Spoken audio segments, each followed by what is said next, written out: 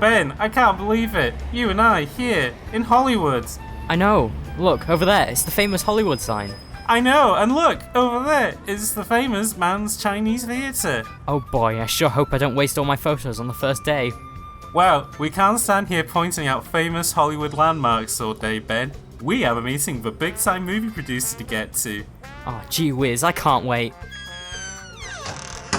Glad you can make it, guys. I'm Leo Gold, movie producer. The reason you two's here today is because them video game movies have become big business, so I need two Game Boys to pitch me $1 billion franchise. Oh, well, Mr. Gold, I'm practically bursting with ideas. For example, there's this franchise I love called Hollow Knight that I think... No, don't think so. That's already in production over at Platinum Dunes. Oh, okay. There's actually a quirky Japanese game that you may not have heard of called Katsumari Damacy that I don't think so. Legendary Pictures have had that in their portfolio for years. Huh. Listen, boys, I'm a busy man. How about you both go off, find a coffee place, and rack those brains of yours until you come up with a totally unique $1 billion franchise, okay? Yeah, I guess we could do that. Good. I don't want to see you two back here until you have an idea that can write me a check big enough to sleep on. James, what are we gonna do? Are there any video games that haven't already been put into movie production? Don't worry about it, Ben. I have just the idea.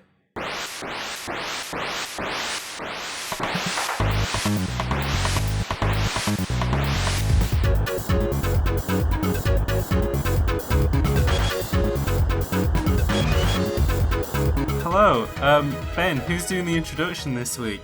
Well, I mean, you've already started it, so...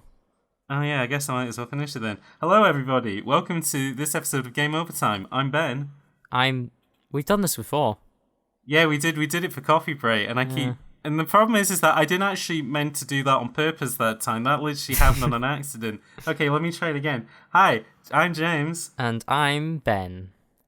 And this week, as you could tell from our wonderful introduction, we're recording live from Hollywood. As we can see from our window and the coffee shop that we're in, we can see the Hollywood sign again. It's kind of hidden. I can see Keanu Reeves.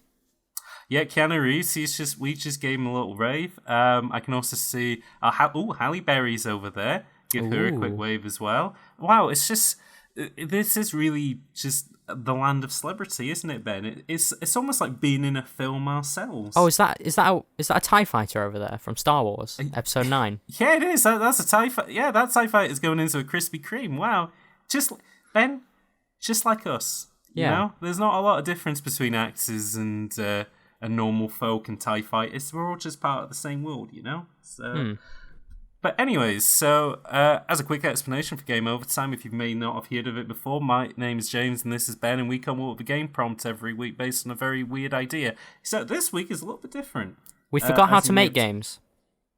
Yeah. This week we're not making games at all. In fact, we're doing the opposite. And by the opposite, I mean something completely different, which is we're taking already existing games and turning it into a film.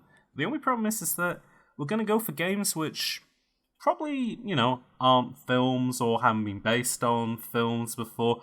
Anything that we think is most likely that we're going to get a film made out of it. We can probably get the rights ourselves to cover it.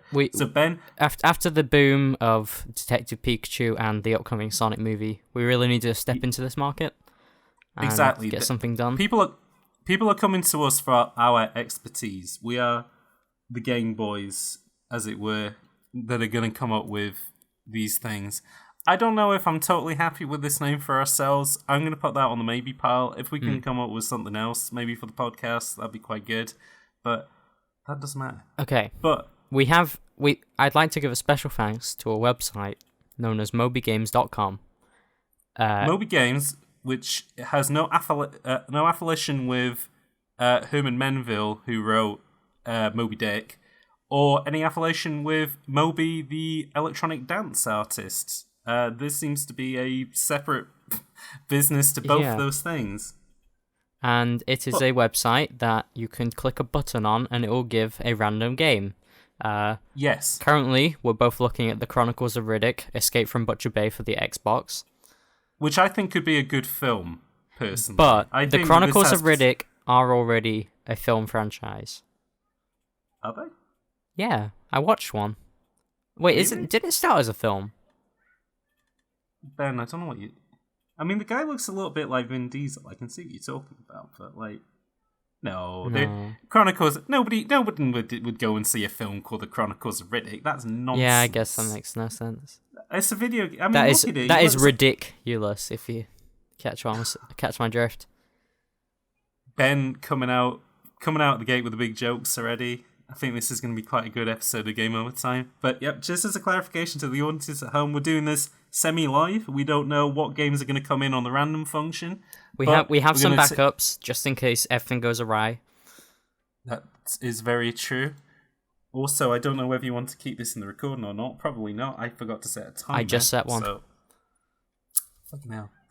Ben, you're on the ball, bud. Okay. Fantastic.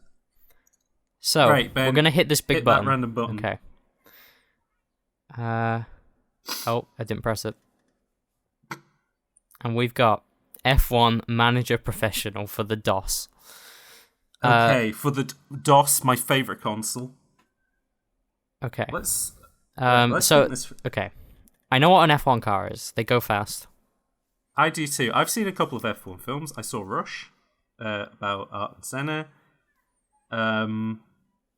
I've seen Fast and Furious. Maybe that's the only F1 film that I've seen. But I think that gives us a good inning. We've got a chance here to make a film about an F1 car, but... No, not about an F1 car. About the manager behind the F1 cars. Or about an F1 manager... about a professional F1 manager, but how can we fit DOS into this? He could... Everyone could be using their smartphones, and he's still working away at his MS-DOS. Right, I got an idea. It's a bit of a wild one, but I quite like it. So, gonna go on the tangent of what you've just said, which is, we're in the smartphone society now. Even the F1 game, you're using computers to simulate, physics and, try and get those cars quicker every time through computer-aided design. But we start with our team, like the Mighty Ducks. They're underdogs. They're a small F1 team based somewhere in the middle of the United States. They're corn boys, Okay. And they want to compete. They want to be in the F1, but they don't have the technology to compete. Until one day, one of the F1 drivers, who I think should be played by The Rock, because he's very popular at the moment. He walks past. He's going to get his automatic attention. Yeah, I think you put The Rock in a movie and people are going to start looking at it. The Rock could paint a house, and I think, The Rock has an application where he wakes you up in the morning. And that's one of my least favorite applications is something that makes me do something or something that wakes me up. But if it's The Rock, I'm kind of this is fine. I'll wake up. All right with it. Yeah, you know what, Rock? Yeah, maybe I will go to work. Good idea, Rock. Thanks. But anyways, so we go back to our character played by The Rock. And he walks past a barn, and he sees a little light blinking. And he's like, what's this? And he goes inside. It's only an old computer terminal in there. He starts it up, and he thinks, man, what's this old dusty computer doing here? Starts talking to him. Oh, shit. It's a DOS computer. And he's like, The Rock, I've been watching you. I know all about your F1 troubles, and I'm here to help. I'm the original F1 manager professional. And his name is Donovan O'Sully. Donovan O'Sullivan. Yeah. Yeah, and because DOS obviously. And that's I think that's a big reveal at the end of the film. Maybe one of the people on the team is John Sullivan, he's his son. And then there's an emotional attachment with his dad, who is now a computer. And MS-DOS. What if it's his mum, and her name is Ms. Donovan O'Sullivan, as in MS-DOS? Oh, I know. Yeah, but you've got the emotional attachment there with the son learning about his mother who was turned into an MS-DOS. The son played by The Rock. Oh, okay, yeah, also The Rock. Okay, right, we may need some other characters in this. Okay, you know what, though? CGI's pretty good. We could get The Rock to play multiple characters, I think. Yeah, he could put on different voices. I'm sure he can manage that. You know how they use CGI to make Chris Evans small in the first Captain America? Yeah. We could do that. We could Photoshop The Rock's head onto different actors of different sizes, sexes, shapes, species. But it's all The Rock. Like, if we run out of CGI budget, though, we could just get people to like mouth words and then have him voice them in later. That's true. And we could get The Rock to do ADR over these actors. Man, we're really squeezing all we can out of The Rock. And I think could the MS-DOS... Now, this is going to be a weird one. Can the MS-DOS computer maybe be played by Mary Berry from The Great British Bake Off? I think it could. Either her or like an old like a Dame Maggie Smith or a Dame Judi Dench. Okay. Mary Berry I like though, because I think, you know, she has got television experience. Mm-hmm. She can turn that into I think she can turn that into Hollywood stardom. We could get Poor Hollywood in there as well. Yeah, that's you know, just to the name. Poor Hollywood could be, yeah, that's true. Poor Hollywood is there, you know, with he could be part of the pit crew, and then there's a bit of the film where he's standing next to the DOS computer, who's played by Mary Berry, and like The Rock comes in his F1 car, and they're like, you know what, that was pretty good. The only thing is, you could have cooked it a little bit longer because you've ended up with a wet bottom. There we go, and that's how we tie it all back into the Great British Bake Off, because this is it. This is just an ad for the Great British Bake Off. We're trying to get in that audience. People who would watch the Bake Off might not watch an F1 film, but if they knew that Hollywood and Mary Berry are in it, then they probably would. That said, Ben, Mary Berry hasn't been on the Great British Bake Off since it's gone to Channel 4. I haven't watched the Great British Bake Off since it went to Channel 4. Okay, but that's fine though. If anything, it's more my fault because I went on the Poor Hollywood tangent, but yeah. If you want to sponsor us, Great British Bake Off, we enjoy cakes. We do. If you want to send cakes, that would be quite good. Right. Okay. Most important question though. What music do we play over the credits of F1 Manager Professional? The Halo theme. Okay, I like it. What music do we have for the trailer? Now, keep in mind, the big thing that every trailer does now is that they get like Lorde or somebody to do like kind of like a spooky pop version of something. Yeah. Like she did Everybody Wants to Rule the World for the Hungry Games. So and she also the problem is this isn't my area of expertise. I know video game music. I can name those. I'm a game dev at heart. Okay. So I'm just gonna say the Super Mario Bros. Theme, but if you can come up with something, like, run me through it. What's playing over that trailer? I'm thinking The Chain by what's it called, Fleetwood Mac, because because The Chain is the theme tune to F1 on the BBC. Oh, the more you know. There we go. So if you folks at home, if you enjoy watching BBC F1 or Channel 4 F1, I don't know who's in charge of it anymore, and you think, man, I'm quite enjoying this song, especially how it picks up and gets really exciting. It's The Chain by Fleetwood Mac. It's also in Guardians of the Galaxy for a bit, or it might be in the second one. I can't remember. I think we've mined quite a bit out of F1. We've nailed this one down. It's a sports film. It's an underdog film. It's a science fiction fish out of water comedy film. Yep. I mean, I'm imagining stuff like MS-DOS, like The Rock needs to sneak her in, and they're like, "Whoa, we don't have any computers on site," and he's like, "Ah, shit." So he puts like a lab coat on her and tries to make her look like a person. That'd be quite good. Yeah, with like a hood over her face, and it's just she's talking like a PC. A fake mustache on the monitor as well. That'd be quite good. Yeah, there we go. I like it. I've already bought my ticket for F1 Manager Professional. Looking forward to seeing it in 2020. Okay, and our next, Warframe. Well, not just Warframe. We should probably mention, so in the Mobile Games random access feature, it also gives you DLC. Yeah. So what we got was Warframe : Zephyr Prime Access. See, the thing is, I know what this is, so it's probably not going to be funny. Right, Ben. So Zephyr Prime's he's a Warframe. Yeah, so like he's a Warframe, and I think it's either Twitch Prime related or probably. It's a bundle you can buy because it's a free game. You buy this bundle, you get him, and you get some other stuff. Well, best thing about that is Amazon Prime Original. We can get them to film the film. There we go. Like they did, what's it called? Manchester by the Sea, which won an Oscar. This could be their second Oscar-winning film, Zephyr Prime. Because, like, Universal Warfare is pretty big. Like, I don't quite understand it either. It's quite large. I look at it and I think, wow, this entire game looks like somebody's 3D Maya or ZBrush portfolio that they turned into a game, because it's all really kind of organic-looking robots, but with inorganic heads, and I go, yeah, that's pretty cool, but what do you do? And then I watch footage of it and I go, I don't even know where to start. Like, you shoot, but then you jump off stuff, and I'm like, this is really confusing. But it's very fun. For a science, I've heard it's very fun. I know people who play it apart from you, but I also know that you play it as well. I haven't played it in a while, but I think what's important about Warframe is that we can make this film represent the journey that Warframe took from a shit game to a really good one. And I think the movie could start, the first act, first maybe hour of the film, it's shit.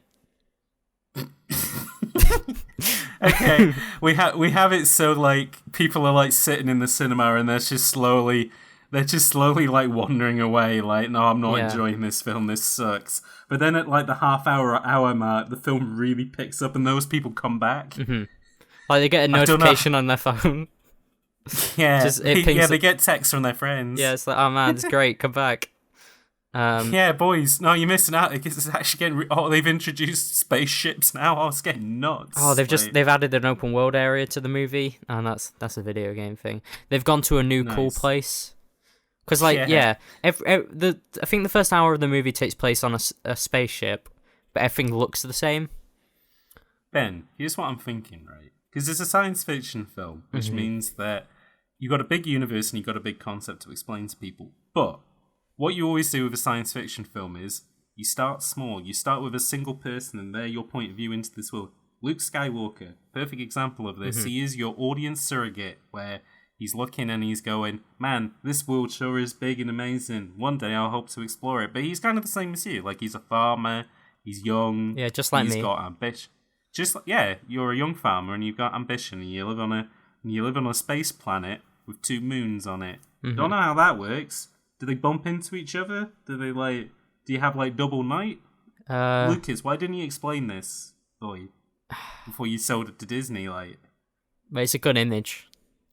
Yeah, it's a cool image, yeah. Especially when they do it in The Last Jedi. When that bit happened in The Last Jedi, I was like, you know what? Somebody can make a 7-hour video about why this is a bad film, and I won't believe them because of how good that image is. Bravo. Win an Oscar for that, boys. I clapped when that happens. But we're not talking about that at the moment. What we are talking about is a science fiction film or any kind of fantasy film needs an audience surrogate they go on the adventure. It's the call to adventure. It's Joseph Campbell's Hero of a Thousand Faces, where every kind of story has a sort of cyclical nature to it, where they start in the mundane world, which is the first hour of the film that sucks, and then they go over into the adventure world, which is the part of the film which is exciting. Okay. And they have the stuff, right? Yeah. Well, okay. I'm going to spoil Warframe in the next 10 seconds. Okay, so if you're a fan of Warframe, if you want to play Warframe and don't want to be spoiled on it, please skip to a time code. Or skip 10 seconds. Use that button on your iPhone to do that. Or on whatever podcast app you may be using, Android, whatever. Yeah, but as it turns out, inside the Space Ninja outfit is a human, and you play as a human. So I think the movie could start, and it's just following a very boring human until they get their Space Ninja suit and become cool. I like it. That's good. It's like Avatar. Yeah. You start off as a boring human, and then you get in Zephyr Prime, and you're like, whoa, it's a whole new world. And it literally becomes a whole, like, ooh, we could do it like Wizard of Oz, where the film starts in black and white when you're a human. Oh, that's good. And then the moment you get into the Zephyr suit, it becomes colour and also 3D. Yeah. Oh, yeah. Like they've given you 3D glasses. You're not really sure why, because it's not advertised as a 3D movie. But then, it starts becoming blurry, so you're like, oh, let me just put... Wow. Ben, even bigger idea than that, right? You know how we invented tech last week for the Tuxedo? Let's invent some tech now. Okay. How about a cinema-sized 3DS screen, where people are watching the film normally, and then when he goes into the Warframe, like a 16-year-old boy who works at the cinema then has to climb the screen, Okay. pulling the giant sofa-sized slider with him to push the 3D up to make the giant screen parts. Okay, that's good. And for the 3D effect to kick it, yeah. How would that? I like, yeah. We're giving young people jobs. I mean, yeah, you could do it automatically. You do it like with pulleys and stuff. Boring. But I'm thinking, not every cinema's gonna have that. If you're playing Warframe Zephyr Prime the movie in like a little, 20-seat cinema in like Caerdydd or something up in North Wales, like they're not gonna have that. No. But they will have a little lad called David who could do that. Who could just pull on the screen and make it 3D. So. Yeah, okay. And I love the 3D, and I love the 3DS. So if I could get a giant 3DS screen, that'd be pretty good. I think I'm happy. I don't need to know the plot beats of this movie. The structure's what I think is the most important. No. You don't. It's a science fiction film. Yeah. It's going to be the same plot as every time. But it's really cool to look at and stuff. Yeah, like Avatar. But not for the first hour. Let's just give it the same plot as Avatar. Okay, yeah. There we go. Boys, got it, sorted, down in one. Next movie. Another $1 billion franchise. Okay. I actually, you know what? I genuinely do really like this. Yeah. Okay, so a little bit of context for this game. This is like one of the first iPhone games. Okay. I do know this game. It's called. I haven't played it. I've seen people play it. Okay. Ben, you better explain to the people at home what the game is called. It's called Labyrinth, and it's an iPhone game. Okay, there's no films called Labyrinth, though. Are you sure about this? There's no film starring maybe David Bowie and Jennifer Connelly called Labyrinth with Muppets in it that may already exist. Could we have Muppets in this? Yes, we could. Okay, so here's what I'm thinking. Do we make the ball bearing a main character? Okay. Now it's gonna get a bit weird. I think Labyrinth could be more of a meaningful thing. Like the main character has a little wooden board that that's got it's Labyrinth essentially, and he's been trying to solve it all his life, and he just can't. Ben, let me build on this idea. All right, a strange father. Okay. Was a woodworker. Yep. Used to build little gadgets and toys and stuff. Never talked to the son. Okay. Dad dies. Oh right. How'd he Son's die? at the funerals. Wood accident. Unexplained circumstances. Okay. No one knows how the dad died. He was in his workshop working on his final puzzle when he passed away. Son, who hasn't talked to him in 20 years. Son, by the way, who's played by The Rock. We should mention. Okay. Also, The Rock was the Warframe in the last film. We didn't mention that. We did forget to mention that part. Yes. Yeah, the Rock plays the Warframe, and he also plays the character that goes inside of the Warframe. Basically, the Rock goes inside a larger version of the Rock. Right. Okay. Just to clarify that, but we're back on Labyrinth. Okay, so the Rock's dad dies. He comes back, and he hasn't been in this town for 15, 20 years. He hasn't seen him since he was a teenager. The Rock's dad is Vin Diesel. Yeah. The Rock's dad is played by Michael Caine, who they've shaved his head and made him go to the gym to look like they've given him a tan so he looks like he looks like a bigger Rock.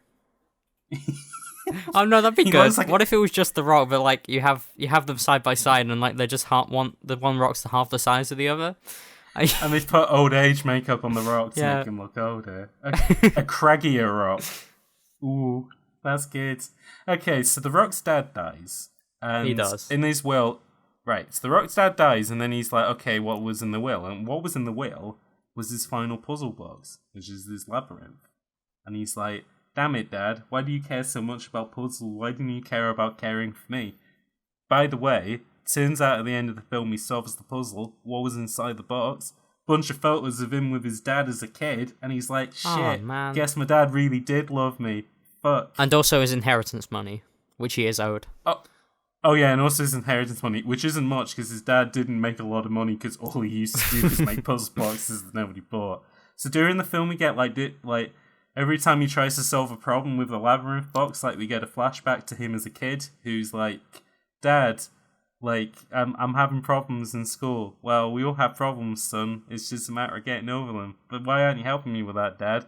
oh, because I'm too busy working on these puzzle boxes. And then you flash forward and he's like, shit. But then he does actually solve the puzzle. Yeah. He solves that bit of the puzzle and he's like, oh, okay. I get it now. And then we cut backwards and forwards in time where we got peaks and troughs like a film where when something good happens, it's you get like a rise in the film and then you have dips and then he overcomes it. But we use this non-linear time travel structure to show of like, because it means that you can cut to these beats whenever. But it's the story of a man coming to understand his dad who was obsessed with building puzzles. By the way, exclusive to Apple Film. You can watch this film on your iPhone. Only. Original iPhone. iPhone 4. Yeah, you can watch this on a iPhone 3, an iPhone 3G, or an iPhone 4, and that's it. No later models. I don't like those ones. No, unfortunately, they didn't update Labyrinth for any future phones. In fact, I don't think this can run on an original iPhone because I don't think it has an accelerometer in it, which is what this is a demonstration for. I think people like a bittersweet ending. So I'm thinking he solves the puzzle, he gets the money, barely any. Yeah. He's also homeless, but he's happy. Okay. Well, The Rock's homeless. Yeah. But happy. He's happy that he learned that his dad was alright, I guess, in the end. Okay. But he is homeless, and that's kind of bittersweet in a way. Is it like a thing that comes out of nowhere where, like, right at the end, he's like, man, I'm so glad that I solved my dad's thing. And then he just, like, sits on the street and pulls, like, a cardboard sign out, and you're like, oh my god, he was homeless all along. Yeah, that'd be good. Yeah. Would it? I don't know. I wouldn't say it'd be good. I mean, it might be good for the film. It'd be good for the film. Okay, it'd be good for the. It tug at people's heartstrings. This is your Oscar film. Is what you. Yeah, they need an emotional. Like people are gonna cry at that moment in the movie. This is your Sundance movie. This is a film that we can probably make on a budget of like $20 million. I was gonna say 20 quid. Film. Well, I don't know. You'd have to buy an old iPhone, then you'd have to get this app downloaded on it. I don't think we could get The Rock for 20 quid. We could get a lookalike. We could get a Rock lookalike. Yeah, like just on Craigslist. We could get imitation. Let me just quickly hop over to Craigslist and I'll have a look at Rock lookalikes. Okay. Yeah, see if we find a good one. All right. In the meantime, let's hit that random button and come up with a different game while you have a look at it. I don't know if I want to talk about this one, but I just want to tell everyone what it is. Okay. Do you want me to read the name of it? It's alright, I've got it. It's Earl Bobby is looking for a loo. Brackets Linux. This is a Linux-only title. To those with who aren't from the United Kingdom, a loo is a toilet. Is that what it says in the description? Actually,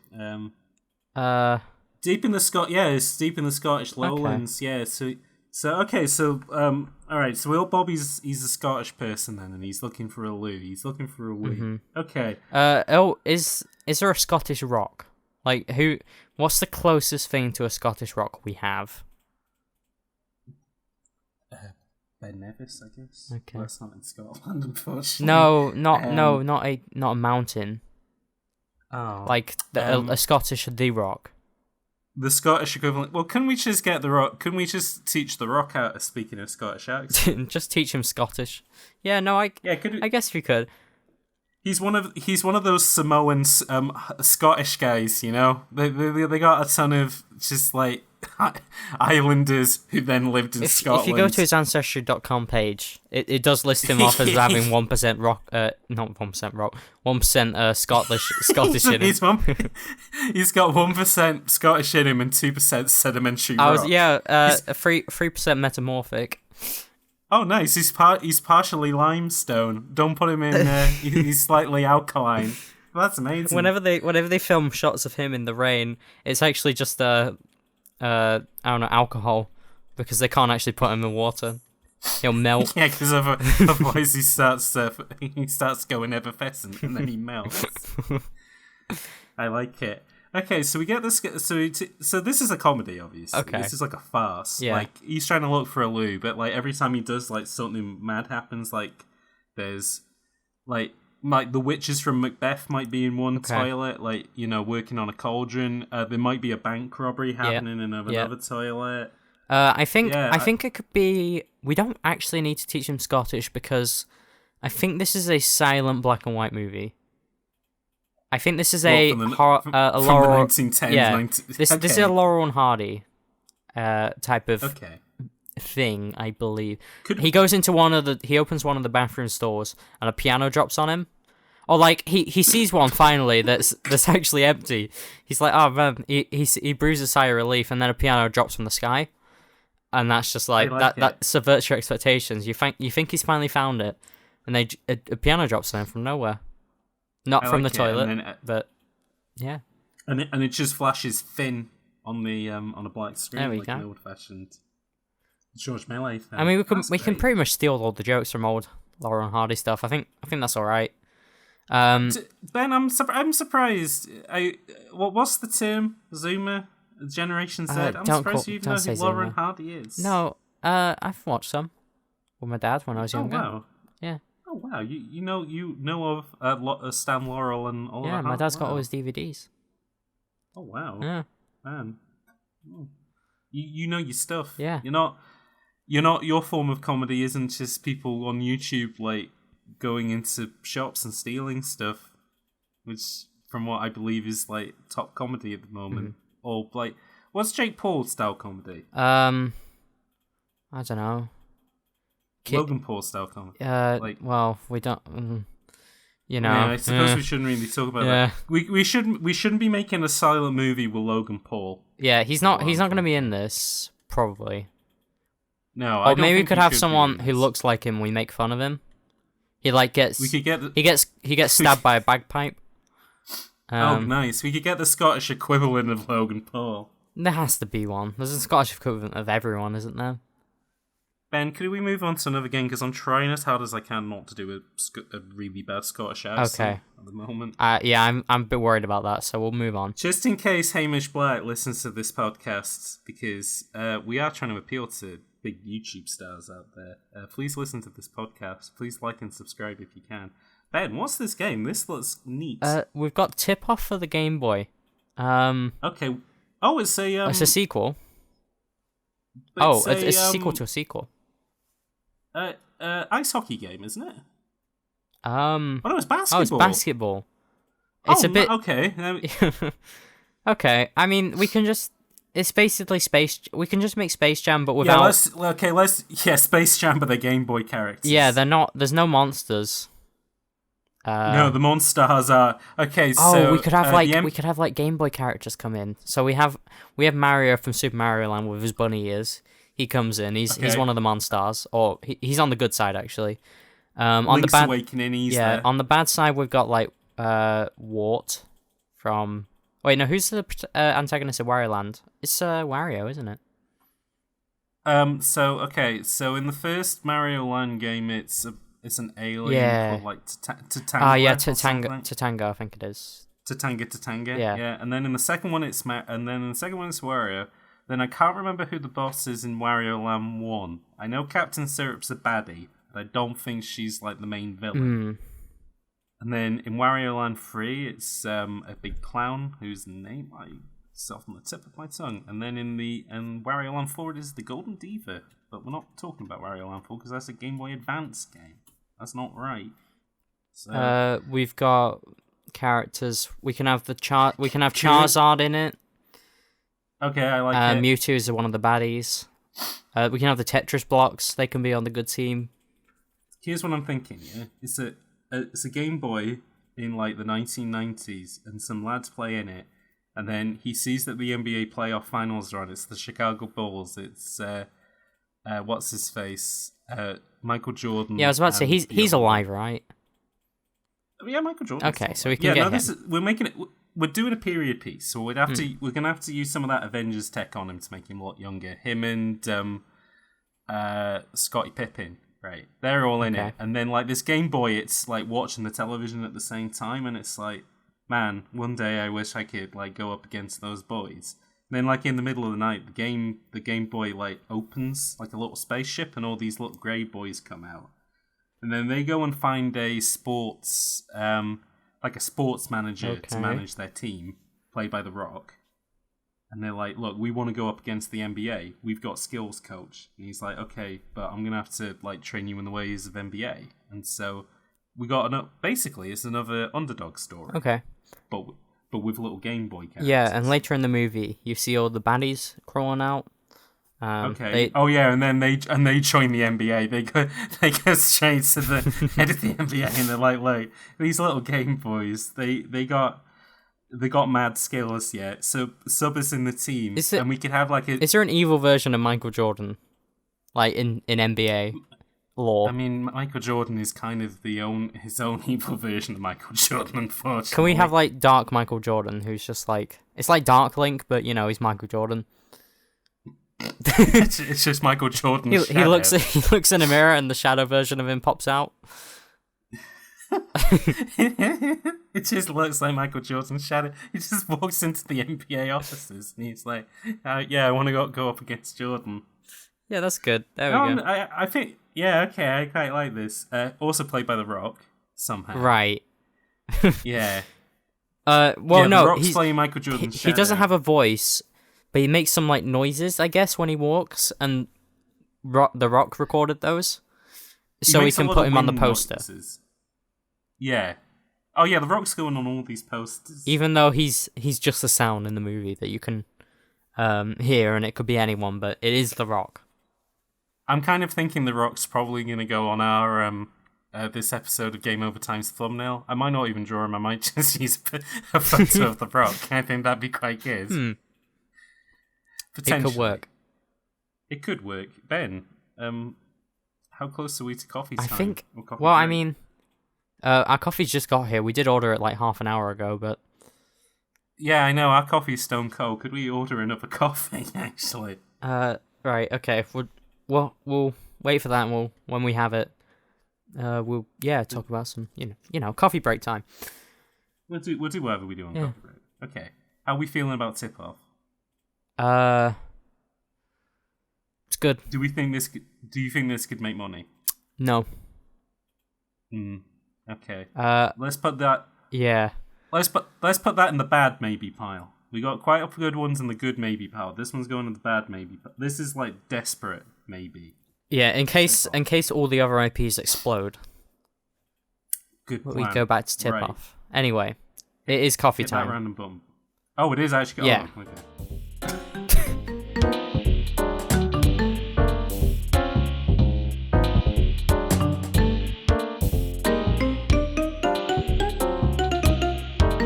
Hello. Hello. Welcome to Coffee Break. I'm James. I'm Ben again. I don't think. Yeah. Now I think about it, I shouldn't introduce us every time we go to a different segment. They may have forgotten, but I'd hope not. You know what, Ben? It's only been another episode back. Yeah. Wheels are still a little bit rusty. I still need to get my balance. It's by the time we're up to episode 10, I think we'll be all greased up. I think we'll be good to go. I'm gonna get the thank yous out of the way. First off, thanks to TehSnakerer, who did the or Patrick as we call him in here. He did the voice for the Hollywood producer man. Yes, he's the voice of Leo Gold. If you've watched an episode or listened to an episode of Game Over Time before, you may have thought, hey, that guy sounds familiar. But it turns out it's because he was TehSnakerer, who was on a previous episode. So yeah, he put on like a British accent for us last time he recorded with us. That is his normal voice. Yeah, that is how he talks all the time. And I'd also like to thank Maxo, who he made the music that we use in our podcast, and you can go to his Bandcamp, it's in the podcast notes. It's very good, all of it. It is all very good. Links to both people in the podcast description. Ben, should we mention the Patreon? Sure. Okay, we've restarted the Patreon for Game Over Time. We've adjusted some of the pricing levels and stuff like that. I think last time we were thinking a bit. Too big, too far ahead. future. Yeah, a little bit too far ahead. This time, if you want to support Game Overtime in any way that you want to, it only costs you $1. And for $1, we will thank you for doing such a thing. We'll probably even give you a shout out on the podcast and say, thank you very much for doing so. But we don't, we're not asking for $100 to do this or this or you can give us $100 if you want. If you want to give us $100, I mean, I'm not gonna shoot a gift horse in the mouth or whatever that saying is. If you want to, I mean, if you got $100, that'd be pretty useful actually. We'd be able to buy some new equipment. We could buy some new people to take over the podcast. We could hire somebody to edit the podcast. We could hire somebody to replace us on the podcast. Like just have them do it. We could hire like proper comedians. We could get The Rock. Think about it. Yeah, for 20. Could we add that as? Let's add that as a stretch goal. Okay, I'll add that as like if we manage to get to 100,000 dollars a month. We're gonna try and get The Rock. Yeah, I'll put in fine print. Still probably won't happen, but then we should have a tier above that, which is more money, and then in brackets it says might actually happen. Yeah. Okay, good. I'm glad we've decided that, but you can go to it's patreon.com/gameovertime. Link is in the description. Yes. Ben, we're talking about movies this week. Even though it's like 4 weeks out, do you want to have a quick chat about Detective Pikachu? Yeah, I mean, it's got Pikachu in it. That was the reason I kind of came up. Yeah, that was the reason I kind of came up with this episode concept, anyways. Oh, sorry, kind of showing behind the scenes. Then sometimes we don't actually have people who come to us and come up with these ideas. We come up with them ourselves. That said, if you decide to give money to us on Patreon, maybe just one day you may be able to come up with an idea that we may do as an episode of Game Over. If you have any ideas, just send them to us, and if we really like them, we will use them. Just send it. Yeah, just send it to us on Twitter. By the way, and we'll credit you if we use any of your ideas. I'm not guaranteeing we will, but if you got a nice voice, you could even come on. You could be our boss and be like, "Hey guys, come up with this idea, please," and we'll be like, "Sure thing, boss," and then we'll do it for you. Anyway, Detective Pikachu.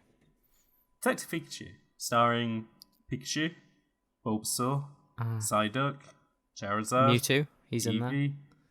Jigglypuff, Ditto, Ryan Reynolds, Squirtle. All the famous Gen 1 Pokemon are in this film. Ben. Yes. I would say you're a big Pokemon. I would say you're a much larger Pokemon fan than me. Yes.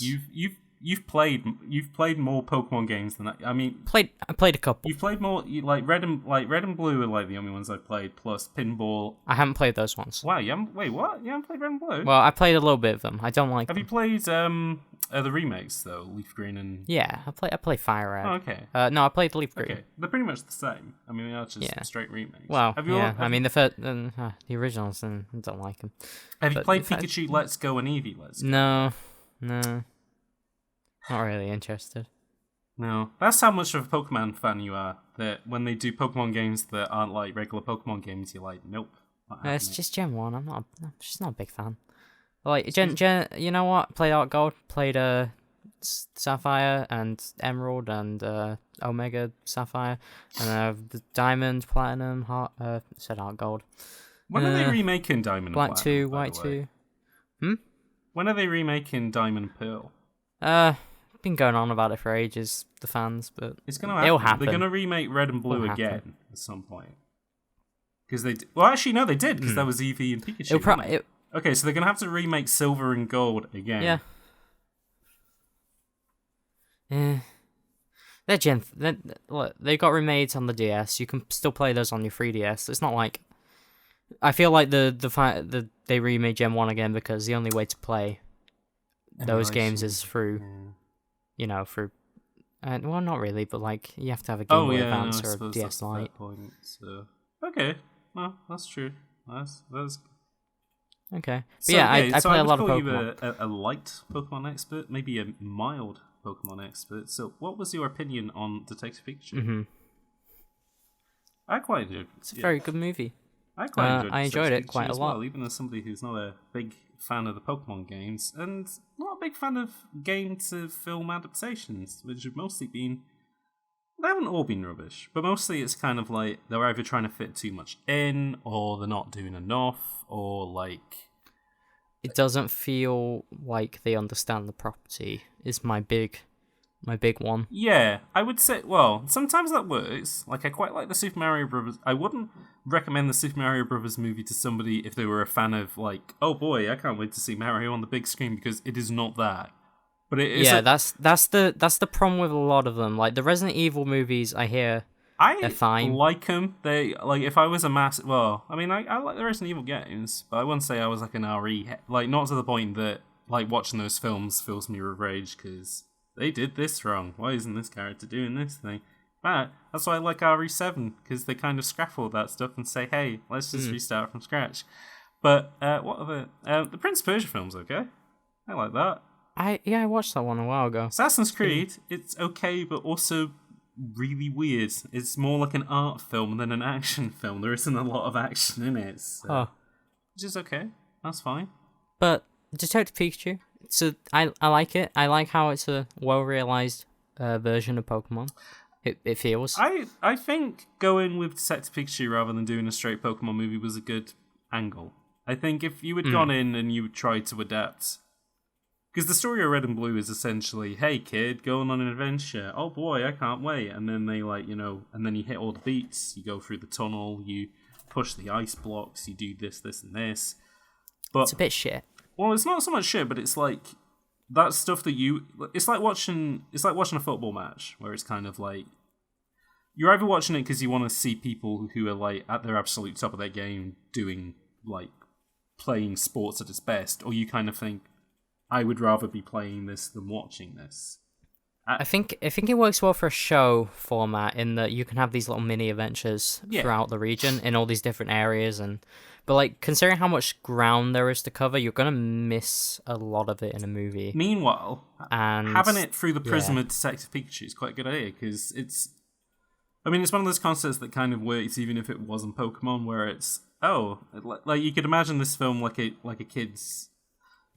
Oh no, I was about to spoil Detective Pikachu. Oh. I was gonna. Okay, it's like if a kid's dad went missing and then like his dog was still around, his detective dog, and the detective dog talks to him, and you were like, oh wow, okay, let's go on a dog adventure. And, like the dog can speak to other dogs and stuff, but they actually make it the most of it being Pokemon, which is quite cool. They have, and like you see the world and you see all the Pokemon walking about, and it's like I like this. It feels well realized. They've put time into thinking about the roles of each Pokemon and how they'd be integrated into a real world. There's a big setting. There's a part at the beginning of the film where they're showing like a sky shot of the city and pants by. They got a giant Pidgeot flying past, and then he drops a lunch to a guy on a crane, and I was like, okay, that's pretty good. I like that. and you've got like Machamp who's directing traffic with his forearms. You have what's the Pokemon? What's the furnace Pokemon called that was outside that building? Golurk. What was he up to? I don't know. He just kind of, like I said, I tweeted about this. He just kind of stands there for the whole movie. He's just there. Maybe he's like. he is a statue Pokemon, but maybe he's like a security guard or something. I mean, yeah, because like the whole thing of Golurk is that he just stands there until he has to move. And then when he does move, he can also fly. But that's besides the point. His legs like in I think it's the Gen 5 movie, the Reshiram Zekrom one. Okay. Which, fun fact about that, they made 2 versions of the movie. Oh wow! What, like to reflect the fact there are different games. Okay. The black and white version of the movie. And is it like? And like I think it just has like different scenes in it essentially. And let me guess, like they only let you go and see one at the cinema, so you have to go talk to your friend about what happened. Like they took bits of the plot out. I don't know if it was at the cinema, because I got the box set that has both of them in it. I doubt it was it was obviously dubbed though, right? Or was it subs? Yeah. Oh, okay. Well, they might have done it in like the States in like certain cons and stuff like that, but it was probably like destined for DVD kind of thing, or destined for Blu-ray, I guess. Makes more sense these days. Yeah, it's a strange thing, but like he can move his legs together and they turn into like a rocket. Okay, I like that. That's pretty cool. Yeah, he's in the movie for no reason. Okay. But what excites me about it gets to a point in the movie where you see the Pokemon and you kind of see the same ones over and over again. Yeah. And that's fine because how much effort they had to put into each one. Sure. But it's good because knowing that going forward, if they make another one, which another one is in the works, they can reuse the ones they have for this film and build upon that. Yeah, you could kind of do it like they did with the Hulk in the Avengers films, where they kind of just improve on the same model every time. Well, I mean, like they could basically essentially double their Pokemon count. Yeah. Yeah, because they just have to make a new set and then reuse the old ones as well, and then there you go, you got a bigger cast. That said, not to date this podcast too massively, but there has been a lot of controversy this week talking about whether, certain games making Pokemon for all of the future ones, because they're at a bit of a crunch time now, where it's kind of like the size of the games and kind of the amount of detail that they have to put into all these pokes and stuff like that. It's makes it less viable, and a lot of people, they kind of moan about, oh, you should add more Pokemon, oh, you've made the Pokemon that were already there look worse, but you're never really making anybody happy doing that. That said, in a film, you'll probably be able to get away with that a little bit more than you can in a game, because you can't really, like, a lot of those elements you could almost do as like background characters and stuff like that, so it's not really that much of a problem, but anyway. Either way. I think it's... The other thing Oh, go on. I was going to say, as an introduction into the world of Pokemon, though, I think it was probably the best way of doing it, because it's kind of like... Even if you don't particularly like Pokemon that much, you still kind of have the structure of a story of... It's still like a... It's essentially a detective movie for kids kind of thing, where it's like all the beats that you'd have from like a Blade Runner or something like that, where, he meets an informant, they go and like they investigate something, they break into somewhere to find information. Like, but it's fun because they kind of make it quirky through Pokemon stuff. So, like, Detective Pikachu's informant, or like the guy that they've gone to see, is a Mr. Mime. So he doesn't talk like... Yeah, the Mr. Mime scene is one of the best in the movie. I'd agree. Yeah, it was just really, because it's a Pokemon that can't talk. Like, so it is doing everything through like physical actions, and then you kind of realize how a Mr. Mime works, where it's, no, actually, the thing that's miming out, there is kind of like a physical presence to it that you can interact with. Oh yeah, because it's also psychic, so like it literally can conjure up invisible walls and like seeing that stuff, and then also seeing like Pokemon battle stuff like replicated in film. It's kind of like it could have gone wrong, but I don't know. They managed to pull it off. Like and the designs are really good. Yeah, I'd agree. They look a lot better than I thought. Yeah, they toe the line when they first showed them. Yeah, they toe the line of being realistic, but also being quite faithful to what the original Pokemon looked like. More than certain films that may be coming out next year, may say. But yeah, I think I would say that they blend in with the characters enough because they don't look too unrealistic, but then they also still have kind of Pokemon personality to them, like. Ken Watanabe's, what's the name of that little pink bulldog Pokemon that he had? Snubble. Like, with him, like, even though it's a CG character, it has got, like, a lot of expression to it, and it is, like, really well composed into the film. I will say, Snubble's a lot bigger than I thought it would be. Like, I kind of picture Snubble to be this kind of, hand-sized dog thing. It was fucking huge. I like that they went with anime sizes rather than going with game sizes. Because the fucking, like, whoever fucking writes the Pokedex entries in the games don't, like, they probably, like, they don't talk to anyone again. Like, they just live in a fucking hole where it's like, oh, we got a new Pokemon. And he's like, he's a duck and he generates electricity. And it's like, yeah, okay, no, I got it, no probs. And he'll write a Pokedex entry where it's like, this duck is 30 foot tall. If this duck dies, it causes the earth to break and houses to fall into it. And it's like... They kind of did that. In that Psyduck was a constant ticking time bomb. I quite like how they did that as well, actually. Yeah. Yeah, I appreciate... even though it didn't... I will say... Yeah. Oh, go on. Even though it didn't kill the people that he was with, spoiler alert, sorry, nobody dies in this Pokemon film, unfortunately. I was hoping for a little bit of bloodshed in Detective Pikachu. I was hoping that Detective Pikachu was going to go rogue. I was hoping, most of all, they were going to give Detective Pikachu a gun, but that didn't happen. Unfortunately not, no. No. Spoiler alert, didn't give Detective Pikachu a gun. Which very disappointing. But I'd say there are 3 really good twists, surprisingly. Yeah. One happens, say maybe 3/5 away into the movie. Yeah. With a certain Pokemon. Are you talking about the big that pokes? Yes, the big pokes. Yeah. I'll just leave it at that. We won't say I anymore, like but that twist. Some big pokes in there. Yeah, I like that. The one near the end of the film, but not right at the end. Okay. With that Pokemon. Yeah. That does that thing. I like that one quite a lot. It was clever. Well done. Yeah. And then it made sense right in at the retrospect. end, where I don't know, I kind of want to spoil it just because it does keep making me think of when this film was announced. And people were like, "Oh, we need to get Danny DeVito when he needs to be the voice of Detective Pikachu." Let's just put it this way: it would have been really funny if it was Danny DeVito. Hey, kid, I'm your dad. Come give your dad a hug. I'm Danny DeVito. It's like just this horrible goblin man just standing there with Pikachu. And that being said, I don't know. It would have because I don't know. Would he have even gone to the fucking thing of mo-capping Pikachu as well? Like, oh, I hope so. That would have been good. Anyway, yeah, but those 3 twists, loved them. Good twists. They were pretty good. Otherwise, story was fine. It was good. It was a film. Pretty corny. It was a film. It was a film for Pokemon. Like, obviously, they got to kind of aim for a younger audience because it's Pokemon. I mean, that's fine. And it was good. It was easy to follow. I'd like to see another one. I'd like to see what they do next. I'd like to see if they try and adapt Red or Blue, or is it? Well, they are working on. I think it's Detective Pikachu 2. I don't know how. Yeah, I think. There is a game as well, but the game doesn't follow the same plot. I don't know how you put the genie back in the bottle, but then I suppose they could probably figure out some way of doing it. But it's pretty good. We'll see. I suppose as a quick aside, Ben, are you looking forward to the Sonic the Hedgehog movie coming out next year? Define looking forward.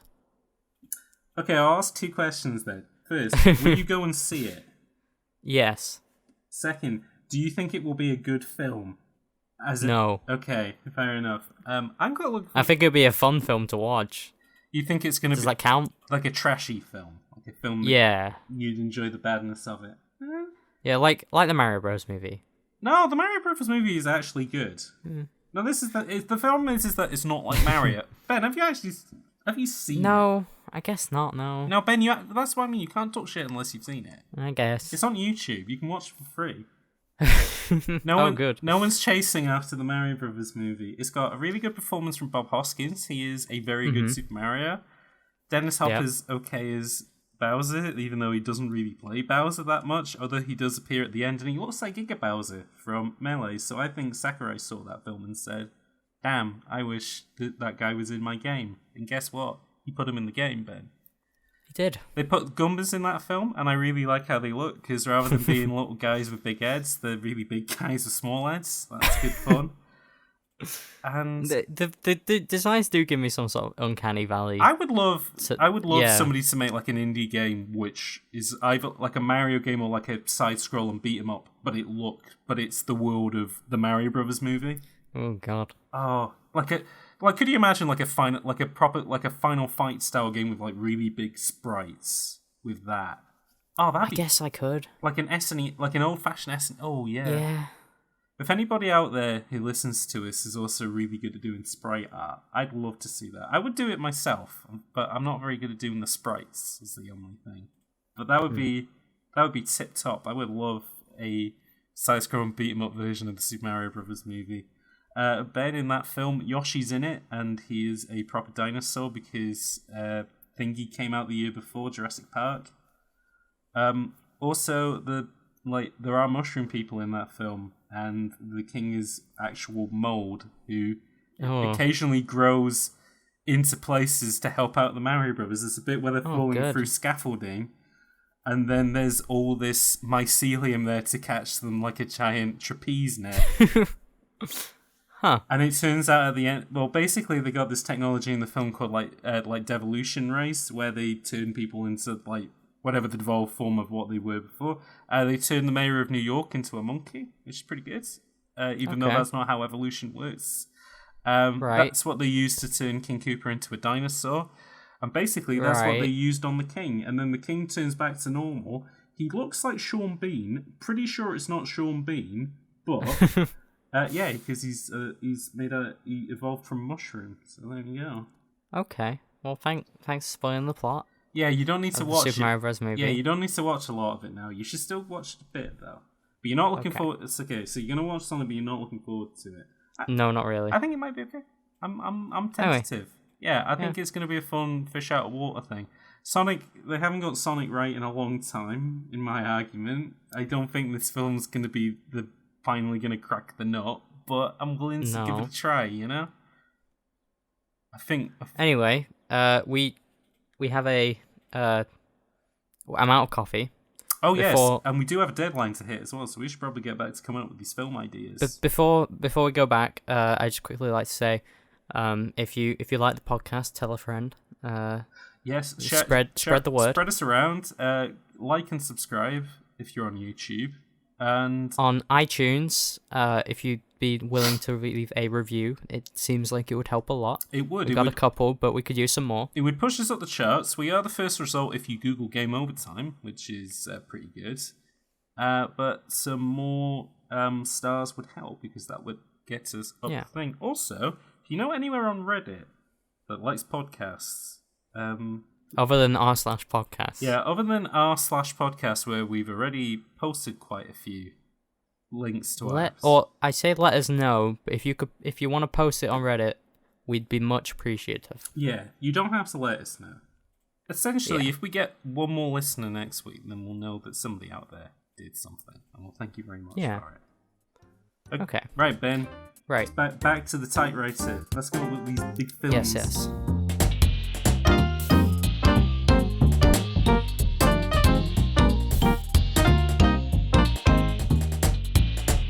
Ben, hit that random button. Junkyard Adventures in Space for Windows. Love it. Right, easy. CGI film, like a cheap Pixar film. You're a robot, you're in space, you're in a big space junkyard, and you go, oh boy, I wish I could go out to the stars and see what all that stuff's about. Ship crash lands into the junk planet. It's a Space Ranger, Buzz... The Rock Johnson. Buzz the Rock Johnson played... Well, it's a CGI character, but it's made to look like The Rock. And he's still... Well, he looks like the guy from Moana, the You're Welcome guy. The guy who is played by Dwayne The Rock Johnson. He is played by Dwayne The Rock Johnson. Either way, this little CGI robot's like, oh boy, a real spaceman, he'll help me get off to space. But then the real spaceman, he's hiding out from like aliens and stuff. But the robot, he knows the junkyard, so he can help out. So basically, it's like they start off kind of as enemies, and then they become friends as it goes along. And then kind of at the end, there's the bit where, you know, in a film where you, like right before the third act, where they fall out with one another, like what happens in Toy Story, but then they come together back as friends again. And then he does go off into space with Buzz Spaceman. And so they don't say bye at the end, like... Oh, no, okay, yeah, we could do... No, they do that. There's a tearful goodbye, and the music swells, but then Buzz Spaceman comes out and he's like, nah, I'm only kidding. Come on, kid, get on board. And, like... And there's also, like, other space junk robots there. There's his mam. There's, like, old toothless Billy, who's, like a hillbilly who, like, drinks oil like alcohol. There's a crocodile who talks and like he's like, oh, if you would just come over to my mouth over here. Yeah, if you come down. But he's like a space crocodile. If you come down to my space bayou where I'm playing the banjo, Ben, I've literally just written this film on the spot. Yeah. Bag it, book it, done. I mean, Pixar will do this one for us, or maybe if we can't get Pixar, DreamWorks. If we can't get DreamWorks, Blue Sky, and if we can't get Blue Sky, Illumination, and if we can't get Illumination, we'll get one of those companies that do straight to DVD Barbie movies. They'll do it for us. And if they won't do it, I'll do it. I'll do it. Can't do that one. What is it? Oh. We could do this one, though, couldn't we? Yeah. So, okay. Dead or Alive 5. Last round. Tecmo 50th anniversary costume. Kasumi. We'll stick to Dead or Alive 5. No. I know this game. We'll do a film. I know this game series. Okay. Ben, tell me about Dead or Alive. So it's a Koei Tecmo property. They make games. Some of them are about volleyball. Yeah. This one isn't. Some of them are about ninjas. Game. Neither is this one. Yeah. This one's about people who are dead or alive. So why is it called Dead or Alive? Which are the Well, they are the two states of life. I assume that when you win in the battle, you are the alive one, and the other person is the dead one. I don't think they kill people in Dead or Alive. I'm pretty sure really? they don't. Yeah, no, because I know you otherwise can knock people off things. I don't think it's Mortal Kombat. I think they're just knocked out. Maybe they were like bounty hunters, like wanted dead or alive kind of thing. Maybe. Well, what I think it could be like they're put in a place. I do want to warn you though, Ben. They have already made a Dead or Alive movie, but that's not to say that this could be a reboot. Yeah, this is a different one. This is a reboot where we focus on Kasumi. She's our window to the world. Okay. She's the protagonist. They are put in a school. Okay. And it's called Dead or Alive School. And it's like Danganronpa. Okay. And Ben, is the film that you're about to pitch Danganronpa? Almost. Okay. They're all school kids because that's what Japan loves that. We're going for the YA audience. We're doing like a what's it called? Like a Maze Runner or a Hungry Games. Both the men and the women, they're all probably hot. And they're played by The Rock. Yeah. Obviously. Sure. Obviously. And Mary Berry. No, Mary Berry's the head Mary Berry could be she can be the school one mom who's brought them all together. Yeah. The mascot character. She's the Mo Makuma in this game, is she? Mary Berry. Yep. Mary Kuma. Oh, there we go.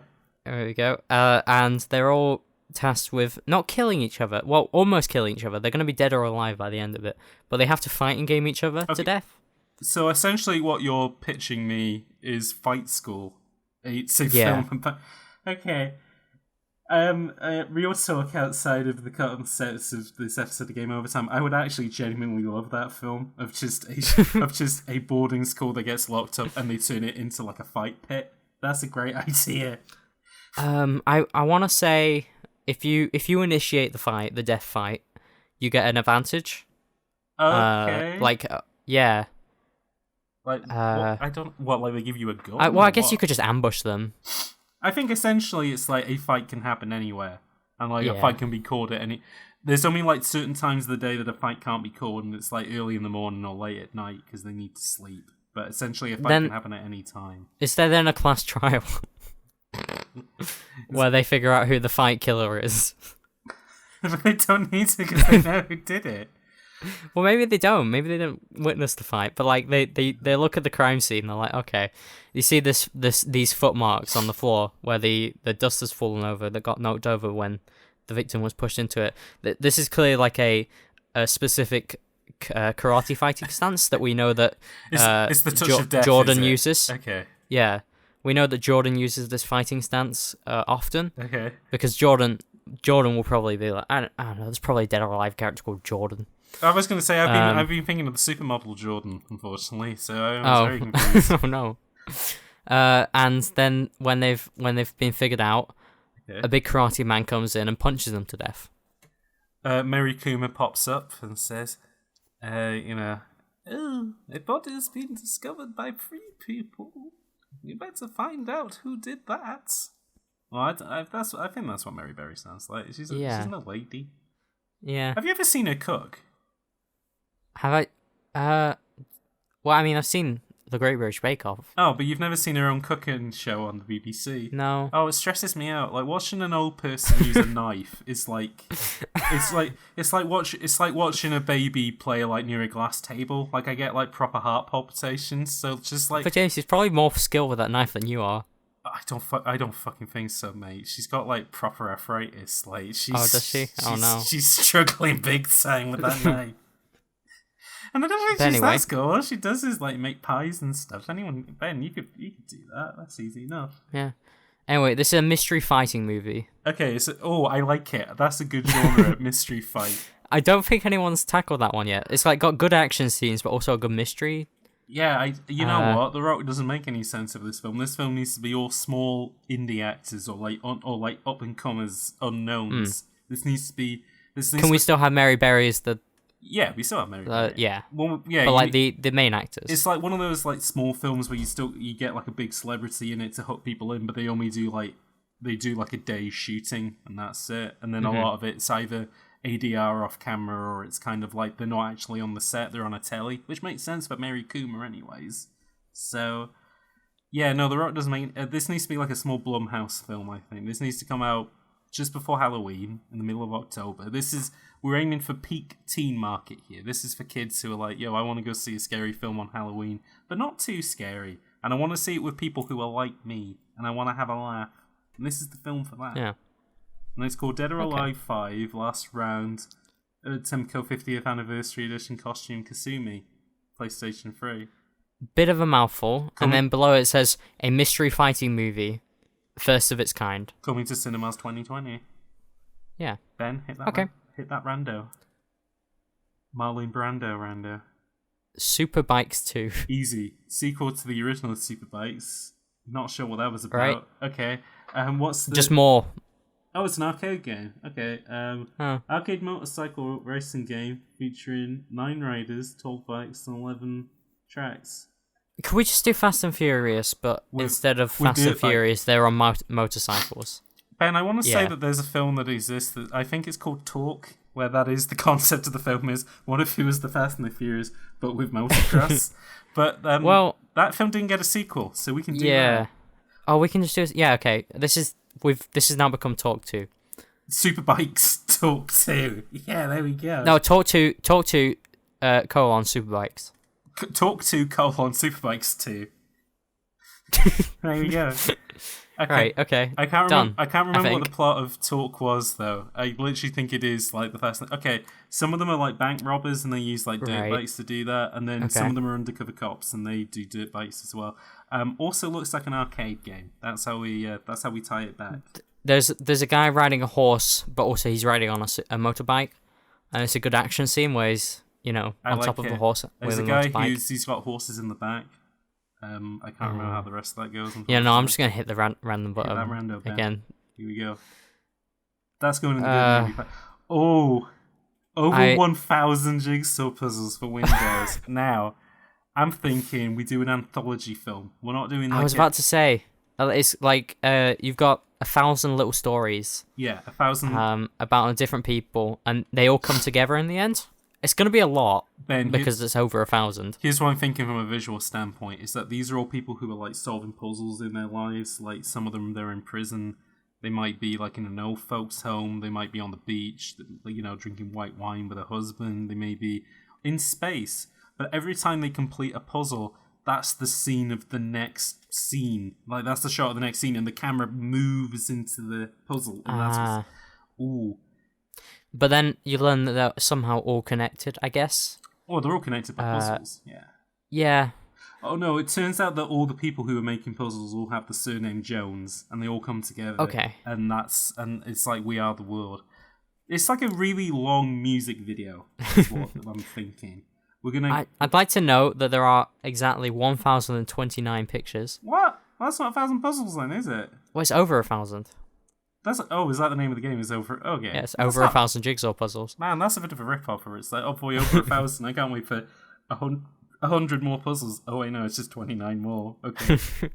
Yeah, no, they had like 29 spare. And I'm like, what are we gonna do with these? Put them in a sequel? 29 jigsaw puzzles? No. Yeah, we'll just do DLC. We'll sell each puzzle individually at £3 a pop. 29 puzzles. Has EA done that yet? What? Piecemeal like Star Wars puzzles or like EA puzzle game. They should. And you can buy a Star Wars set or you buy a loot box and it has like puzzle pieces in it. But some of the puzzle pieces are duplicate, and some of them like don't fit. Like some of them are bent, so they don't fit properly. Okay, we're going back to games again because that is where our heart lies. Yeah, and I think so. Before we get too distracted, ooh, Bit Trip Beat. Oh, is that like a? Oh yeah, it's iPhone. Yeah, that's a spin-off to the Bit Trip Runner series. Yeah, it's the Pong one. Oh wow, okay, that's interesting. All right, so could we try and this could be our Detective Pikachu into the entire Bit Trip universe? Right. So okay, has this film got Commander Video in it? Has this game come? Yeah, but he's a human. I think there's a guy called Commander Video. Okay, who's he played by? I think it's Robert Downey Jr. gonna say, could it be Morgan Freeman? Could we get? It could be Morgan Freeman. Could we get an old distinguished actor to play him? I'm Commander Video. I'm Commander Video. Oh yeah. He could have a prodigy called Commander DVD. Who's The Rock? Yeah. Okay. Yes. Just to make sure. Okay. And he's the protagonist of the film is Captain DVD. Look, we have to. I think it's legally binding that we reveal why we have to include The Rock in our movie. He's sitting right next to us. He's a little bit. Unfortunately, he's a little bit out of my. Oh, okay. No, never mind. Yeah, he's with us this week. He's off Jumanji 3. He had a little bit of time in Hollywood, and he's like, "Oh lads, what you doing? I'm making a podcast. Oh yeah, I'll be part of this." I don't know. We promised he'd be in the film. We said if we had any bangers, he could. He's like him and Kevin Hart. They got first dibs on like any of these bangers. Essentially, he saw Detective Pikachu. He's annoyed that he wasn't Detective Pikachu. He could have been a good. He could have been a good Detective Pikachu, I reckon. Yeah, that is why we have to include him in every movie that we've mentioned so far. Yeah. This one. Oh, he's off. Oh, okay. Thanks, Rock. Oh, there he goes. Right. So yeah, he's definitely going to be in this one though. He's going to play Captain DVD, who's the son of Commander Video, who's played by distinguished Oscar award-winning actor Morgan Freeman. I don't know if he actually has won an Oscar. I feel like he probably has. I think it's a musical. I'm thinking a musical as well. I'm thinking, I'm like La La Land, where there's a little bit of talking, and then like they kind of break out into song and dance. A lot of nice choreographed numbers as well. I think they're on drugs, and that's how you get the bit trip imagery in there. I was going to say like, it's CG. He's a normal guy. Oh, I mean, I guess I don't know. I kind of picture Commander Video being this regular normal guy, but then like he transforms into a rainbow man in this weird black suit thing. Ben, you know how he was talking about how movies adapt games, but they don't bother adapting them properly? Okay, here's my idea. They're both hackers, and these are their hacker handles are Commander Video and Commander DVD. And whenever they hack the mainframe, or like, get into the Pentagon, it looks like BitTrip. Ah, that's really good. That is very good, isn't it? Yeah, there we go. And that's how we have your musical sequences, because like the inside of a computer looks like a big song and dance number with like bits. And you got like the CIA, 8-bit CIA running after them. Yeah, exactly. Trying to stop them from getting into the Pentagon. You have a big CGI dragon who's like a rival hacker who's trying to stop them. Oh, you've got like a big firewall, and he's just like a literal firewall trying to kill them. And no, that's good. Couldn't you imagine The Rock as a specky, like computer hacker? Somebody who sits behind a computer screen 24 hours a day trying to break into trying to find all the nation's secrets, with Morgan Freeman as his hacker mentor, who then turns out to be his dad in real life. I think to like get people more happy with how they see The Rock, I think in his right hand is on the mouse and keyboard. Okay. He uses both. Yeah. And in his left hand he's holding he's weightlifting the whole time. Even better than that, he uses a Wacom tablet, but his pen's really big and heavy. Like a weight. Okay. Yeah. No, that's good. It's like the Flintstones whenever they chisel like into a tablet. That's what his graphics tablet looks like. Oh, that's good. Yeah. Okay. He's just carving into it. Okay. We have an off comment where he was like, "Yeah, I was in the varsity ball team. I'm a pretty big guy, but I've always been a hacker. I've always been a nerd." Then we get him to say some nerd stuff like zero cool and 20 gigabytes and stuff like that. I told them about teraflops once, and they kicked me off the team. Yeah, they kicked me off the school ICT team because I was hacking too much. I changed my grades to straight A's from straight B's. I like it. My parents want me to be a sport man, but I don't wanna. So I just do this to appease them, keep my muscles strong. Yeah, exactly. That's why I use this. You know how some people have like red cherry MXs on their keyboard? Yeah, I've got like platinum cherries. You have to hit the keyboard as hard as possible in order to type. There's spring. These keyboard keys are spring loaded. You really have to push down on them to actually get them to work. It's like weightlifting with the. I like the idea of this buff hack here. He just has to buff hack everything. Yeah, and there's like a message about brute forcing or something. I don't know. Yeah, he's like, oh, I know all about that. I'm really good at brute. He brute forces everything, but then Commander Video is like, let me tell you, there's actually a little more intricacy to hacking than that. And he's like, oh wow. There's a lot more intricacy. And maybe he starts off as a black hat hacker. He's literally got a black fedora on at the start of the movie, and then he becomes a buff hat hacker. Yeah, and then becomes a baseball cap. Yeah, and it's white because he's a white hat hacker now. He becomes he learns that hacking it can be used as a tool for good. And then he goes back to school. He picks up some weights. Yeah. And he has a computer or something, and then he gets good grades, and Ben, and then Commander Video dies. Oh no. Yeah. Like in real life? I don't know when. Or in the hack? Yeah, in real life. Oh wow, okay. Yeah, I think he passes away. Oh no. Like he sends a message to Commander Video one day, it just doesn't come back. Is that your heartfelt moment for this film? Yeah. Ben, have you ever seen the Fast and the Furious films? I've seen one. Okay. I wasn't paying much attention though. Okay, because we're talking about buff hacking and like how stupid that sounds. There's literally a bit in one of the Fast and the Furious films where The Rock breaks his arm and they put it in a cast. And then at the end of the film, there's the call of action where like all the heroes need to come back together. He gets out of his hospital bed, looks at his arm, and he goes, "Daddy needs to go to work," and he literally flexes out of his cast. And then in the next scene, he's holding a minigun and he's shooting down a helicopter. I think this is Fast and the Furious 7 or it's the one with Paul Walker. It was the last film that Paul Walker did because they're fighting Jason Statham. Okay. There's also a bit where like a building is breaking apart and like Statham's on one part and the Vin Diesel's on the other, and Vin Diesel said the thing about the streets is the streets always fights back, and he kicks the floor so hard that it causes a big fracture and then the building topples over that Statham was on. Yeah. Oh. In the last film, they use all their cars to protect Vin Diesel from a nuclear explosion from a destroyed submarine. Oh, wow. It's very good. Damn. That's quite good. Could we have a scene where that happens in this film? His mom comes in. Yeah. She's brought him dinner. And she puts it down on the table, and then there's an earthquake. Oh shit. And like part of the roof collapses in, and he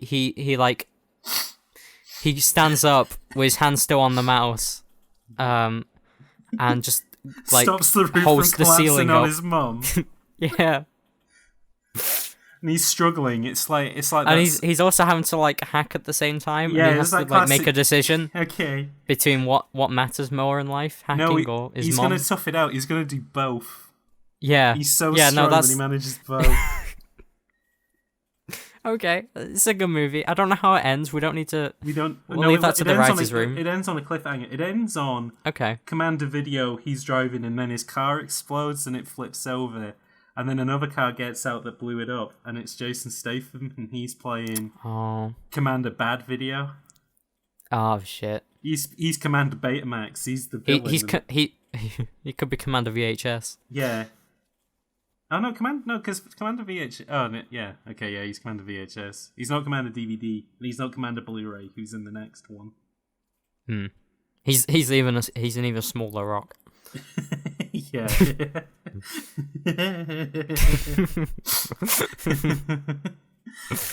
Ben, you better hit that random button. Yeah. Giggle at that idea to your line. Right. Cosmos 3000 single screen space shooter. Okay, great. This movie all takes place in one shot. Yeah, it's a oneer. It's Gravity, but more of a oneer. There is no cuts in this film at all. I'm not even sure. I think it's literally one camera angle. Oh yeah, no. They leave the camera in the same place the entire movie. The camera never moves. The film happens around. It's like theatre. The film happens around the camera. I think maybe when the movie starts, there's a battle going on. Some guys shoot each other. Okay. It's a sci-fi thing. They shoot each other, and then they establish like a life there, I guess. And you kind of see them. It's two guys in a space battle, and they both got lost in the cosmos, but they're both on like opposite sides. But they realize that if they kill one another, like if they blow up the other ship, that's going to affect them. So they're basically in a stalemate for the entire. Like these ships are just kind of floating in space without any power. One ship's got power and the other ship's got like weapons or fuel or whatever. So they're at a stalemate, and then they have to kind of like buddy up with one another. Like they dock the ships together. They like cook some food and stuff. It's like a desert island movie, but in space, and you can see the island at all times because the camera. And you don't. Yeah, that's good. I like it. Yeah, this is a good idea. I like it a lot. There's probably some comedy bits with like, maybe you've got like a little thing floating through space, like a little alien man. He floats through at one point just for no reason. But I was going to say, are we doing like one of the, so like the main character's human and then like the other characters in it is either should it be CGI or should it be a guy in a lot of prosthetics like in Bright? That's the question. Prosthetics, yeah. Let's get the Shape of Water man to play an alien, which is what he does on Star Trek anyways, so that's fine. So, alright, yeah. And then they initially, like, they don't speak the same language or whatever, but then, like, towards the end, they come up with a common communication with each other, they start to help each other. It's a humanity movie. It's a movie that reminds us about, about helping one another out, about being social, about, not being at war and stuff like that. Maybe there's a bit at the end of the film where like their fleet, like people from their fleet turn up looking for them, and they're like, "Oh shit! Do we go back to war, or like do we abandon the war and stuff like that? Leave it kind of up in the air." Still from the same camera angle. Yeah, I think the end of the movie is they eventually figure out how to get the ships working. Yeah. They set off in different directions after a heartfelt goodbye. Yeah. And the camera lingers on the space shot, and it doesn't change at all, and until everyone's left the movie theater. Like someone an attendant comes in, like, okay, you can leave now. The new lot come in. Seamlessly, it starts again. Oh, it's like a looping GIF of a. It's a GIF. That's good. I like it. How do we do? Do we bother doing credits, or do we just leave it like? No credits. Okay. You get like a pamphlet. You watch the film, and then like the film ends, and then and you don't know the film's ended because like there's still like twinkling and noise. And Usher comes and he's like, "Right, get out. We got like another showing in a minute." If you want to watch it again, just wait a minute. If there's enough seats, you can just sit back down. It's like staying on the roller coaster. It's just like, oh, you want to ride again, stay in place. But other than that, I like it. I don't think this has been done before, though. I think this is innovation. If we go back to Leo Gold, I think this is our Hail Mary.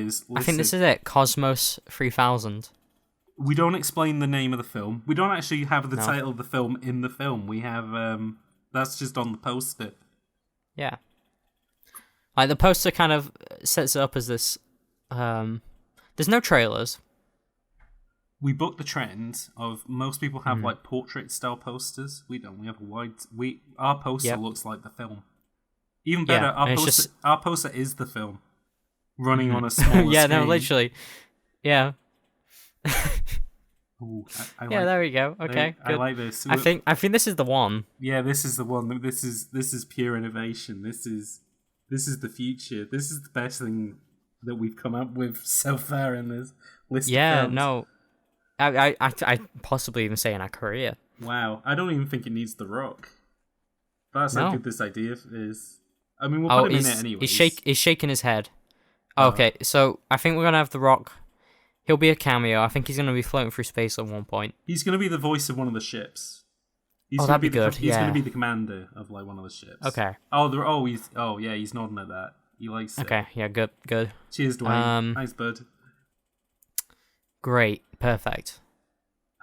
Have we got enough time for one more? That's the question. I don't think we do. I think this. Oh wow. Oh no. That's it. Ben, look at the time. Look at the watches. We need to get back to Leo Gold to meet. Oh wow. Oh, we've even got a plane to catch as well. Yeah, the private jet right inside the building has just landed. It's going to take us about a mile down the road to Leo Gold. And then he's going to take us home, hopefully, back to where the office is. So we're heading back to the United Kingdom again. Yeah, we are, which should be good. Very good. Waiting for our paycheck. That will happen at some point. Yeah. Looking forward to seeing you all back when we get there. Be sure to meet us, shake some hands, we'll sign some autographs. Ben, it's the end of Game Overtime this week. What do you always say at the end of Game Overtime? I always say, omne opus non ludere. Which is Latin, of course, for Dwayne "The Rock" Johnson. Goodbye, everybody.